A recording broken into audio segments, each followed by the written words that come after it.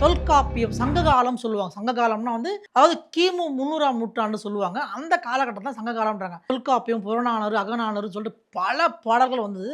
பல காப்பியங்கள் வந்தது. அதில வந்து முக்கியமா சொல்றது தொல்காப்பியம். தொல்காப்பியத்த வந்து இயற்றுனது யாருன்னு கேட்டா தொல்காப்பியர். அவருடைய இன்னொரு பேர் வந்து திரண தூமாக்கினி. இவர் வந்து மதுரையைச் சேர்ந்தவர்ன்னு சொல்றாங்க. ஆனா நம்மளுக்கு எந்த ஒரு வரலாற்று பதிவும் இல்ல. ஆனா இவரு மதுரையைச் சேர்ந்தவரு. இவருடைய இயற்பெயர் வந்து திரண தூமாக்கினின்னு சொல்றாங்க. இவருக்கும் இதுக்கும் என்ன சம்மந்தம்னா, இவரு தான் வந்து அவருடைய அந்த காப்பியத்துல என்ன சொல்லியிருக்காருன்னா, குறிஞ்சி நிலத்தை சேர்ந்தவர் தான் வந்து முருகப்பெருமான் அப்படின்னு சொல்றாரு. நம்ம தமிழ்ல வந்து ஏற்கனவே சொல்லுவோங்க இல்லையா? குறிஞ்சி, முல்லை, மருதம், பாலை, நெய்தல் அப்படின்னு சொல்லிட்டு 5 வகை நிலங்களா பிரிச்சுருக்காங்க. அது மாரி முருகப்பெருமான் அப்படின்னு சொல்லிட்டு இந்த பாட்டுல வந்து சேயோன் அப்படின்னு சொல்லிட்டு அவர் வந்து எடுத்துரைச்சிருக்கிறாரு.